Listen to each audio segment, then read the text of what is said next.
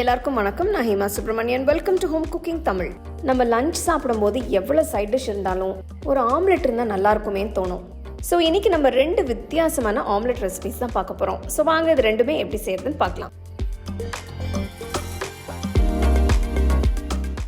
இந்த ரெசிபிக்கு நான் 4 பெரிய உருளைக்கிழங்கு எடுத்திருக்கேன். தோலை சீவிட்டு பாதியாக கட் பண்ணிட்டு சின்ன சின்னதாக கட் பண்ணி எடுத்துக்கலாம்.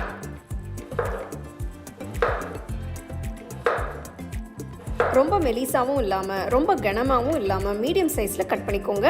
நீங்கள் எப்போ சமைக்கிறீங்களோ அப்போ நறுக்குங்க. ஒரு பேனில் 2 டேபிள் ஸ்பூன் எண்ணெயை ஊற்றி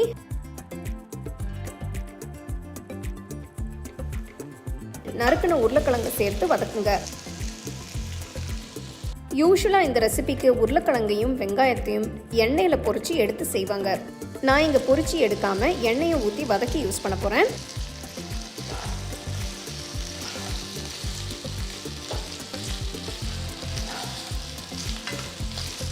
பாருங்க, உருளைக்கிழங்கு நல்ல நிறம் மாறி மேலே நல்ல கிறிஸ்பியாக வெந்திருக்கு. உருளைக்கிழங்கு நல்ல பொன்னிறமாக வறுப்பட்டதும் வெங்காயத்தை சேர்த்துடலாம். இந்த ரெசிபிக்கு நான் 3 பெரிய வெங்காயத்தை மெலிசா நீல வாக்கில் நறுக்கி சேர்க்குறேன். வெங்காயம் சேர்த்து 2-3 நிமிஷம் நல்லா வதக்கிக்கலாம்.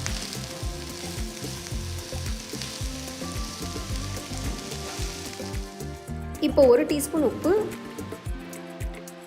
1 டீஸ்பூன் மிளகாத்தூள், 1 டீஸ்பூன் சில்லி ஃப்ளேக்ஸ் சேர்த்து மிக்ஸ் பண்ணுங்க. இந்த ரெசிபிக்கு முதல்ல உருளைக்கிழங்கை வறுத்துட்டு அப்புறமா வெங்காயத்தை சேர்த்து வதக்குங்க.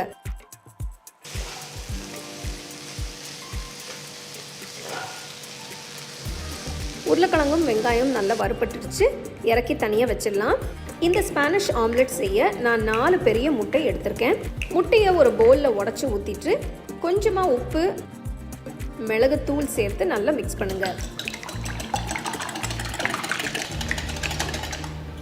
வறுத்து வச்ச உருளைக்கிழங்கு வெங்காயத்தை முட்டை கலவையில் சேர்த்து கலந்து விட்டு மிக்ஸ் பண்ணுங்க. நம்ம எடுத்துருக்கிற உருளைக்கிழங்கும் வெங்காயமும் 4 முட்டைக்கு கொஞ்சம் அதிகமாக தெரியும். ஆனால் ஆம்லெட் போட்டதும் சரியாக இருக்கும் பாருங்க.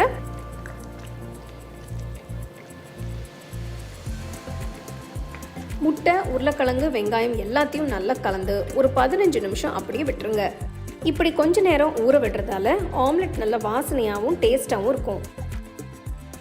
இந்த ஆம்லெட்டை ஒரு சின்ன நான்ஸ்டிக் பேனில் செஞ்சால் நல்லாயிருக்கும். ஒரு சின்ன பேனில் 2 டீஸ்பூன் எண்ணெயை ஊற்றி எல்லா இடத்துலையும் எண்ணெய் படுற மாதிரி ஸ்ப்ரெட் பண்ணுங்கள். ஸ்டோவை மீடியம் ஃப்ளேம்லேயே இருக்கட்டும்.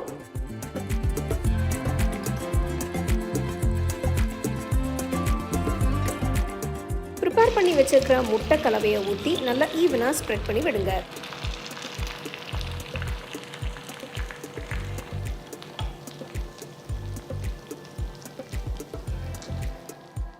பேனை மூடி ஒரு 5 நிமிஷம் வேக விடுங்க.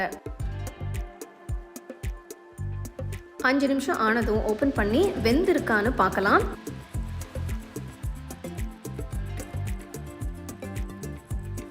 ஒரு பக்கம் நல்லா வெந்திருக்கு. இப்போ இன்னொரு பக்கம் திருப்பி போட்டு வேக விடணும். இது கொஞ்சம் திக்காக கனமாக இருக்கிறதால அப்படியே திருப்ப முடியாது. பேனை ஒரு பிளேட் வச்சு மூடி மெதுவாக ஜென்டலாக திருப்பி பிளேட்டை எடுத்துருங்க.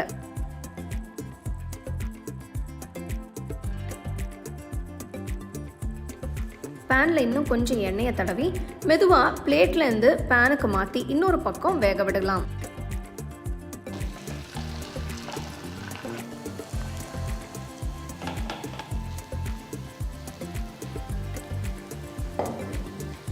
அஞ்சு நிமிஷம் நல்லா வேகட்டும். 5 நிமிஷம் ஆனதும் ஒரு பிளேட் வச்சு மூடி மெதுவாக ஜென்டலாக பிளேட்டுக்கு மாற்றிக்கலாம். ஸ்பானிஷ் ஆம்லெட் அருமையாக ரெடி ஆயிடுச்சு.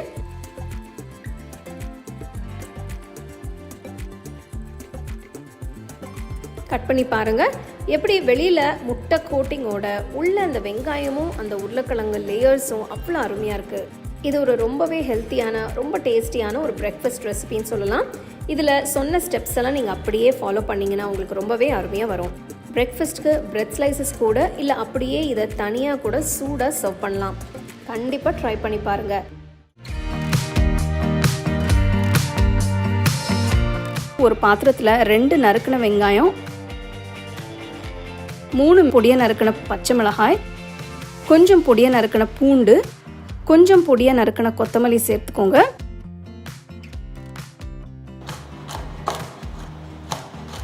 அடுத்து அரை கப் வால்நட்ஸை பொடியாக நறுக்கி போடுறேன். ஸோ இது வந்து ஆப்ஷனல் தாங்க, உங்களுக்கு வால்நட்ஸ் தேவையில்லைன்னா அது இல்லாமல் நீங்கள் செய்யலாம். நான் வந்து வால்நட்ஸ் சேர்க்கறது நல்ல ஒரு ஹெல்த்தி ஆப்ஷனுக்காக நான் சேர்க்குறேன். அடுத்து 1 டீஸ்பூன் உப்பு, 1/4 டீஸ்பூன் மஞ்சள் தூள், 1 டீஸ்பூன் மிளகாய் தூள் போடுங்க. உங்களுக்கு காரம் பிடிக்கும்னா நீங்கள் இன்னொரு டீஸ்பூன் மிளகாய் தூள் சேர்த்துக்கலாம்.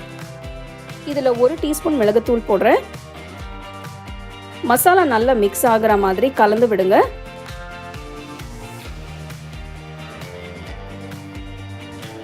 மசாலா நல்லா மிக்ஸ் ஆனதும் இந்த மிக்ஸ்சரை ஒரு 5 நிமிஷம் ஊற வைங்க. இன்னொரு பாத்திரத்தில் முட்டையை உடைச்சு ஊற்றுறேன்.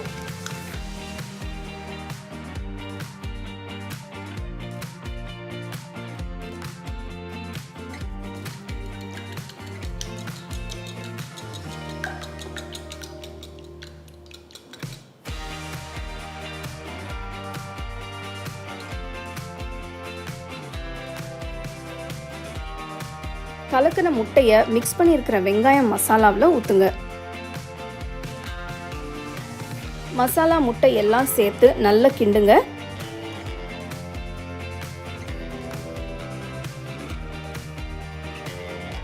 இப்போ ஆம்லெட்கான மிக்ஸ்சர் தயாராகிடுச்சு. அடுத்து அருமையான மசாலா ஆம்லெட் ரெடி பண்ணலாம். ஆம்லெட் செய்யறதுக்கு ஒரு பேனில் 1 டீஸ்பூன் எண்ணெய் சேர்த்துக்கோங்க. இதில் 1 கரண்டி முட்டை மசாலாவை ஊற்றுங்க. இதை நான் பேனில் பண்ணுறேன், நீங்கள் தோசை தவாலையும் நீங்கள் பண்ணலாம். அடுப்பை மீடியம் ஃப்ளேமில் வைங்க. முட்டையோட ஒரு பக்கம் வெந்ததும் மேலே 1 டீஸ்பூன் அளவு எண்ணெயை ஊற்றி மறுபக்கம் திருப்பி போடுங்க.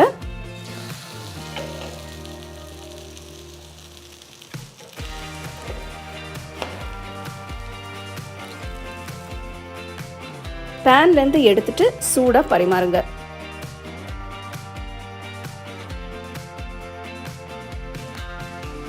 நல்ல சூப்பரான டேஸ்டியான மசாலா ஆம்லெட் எப்படி செய்யறதுன்னு பார்த்தீங்க. இது ரொம்ப குயிக்காக செய்யலாம். நீங்கள் வந்து ரசம் சாம்பாருக்கெல்லாம் கூட தொட்டு சாப்பிட்லாம், ரொம்ப நல்லாயிருக்கும். 2 அட்டகாசமான ஆம்லெட் ரெசிபிஸ் பார்த்தீங்க. இது நீங்கள் காலையில் பிரேக்ஃபாஸ்ட்டுக்கு, லஞ்சுக்கு, இல்லைனா ஈவினிங் டிஃபனுக்கு கூட இது செஞ்சு சாப்பிட்லாம். அவ்வளோ அருமையாக இருக்கும். ஸோ கண்டிப்பாக ட்ரை பண்ணி ரசித்து சாப்பிடுங்க. உங்களுக்கு இந்த ரெசிபி பிடிச்சிருந்தா லைக் பண்ணி, ஷேர் பண்ணி, ஹோம் குக்கிங் தமிழ் சேனலுக்கு சப்ஸ்கிரைப் பண்ணுங்கள். மறக்காமல் பெல் ஐக்கானை கிளிக் பண்ணுங்கள். The second edition of the home cooking book is now available on Amazon as well as on shop.homecookingshow.in.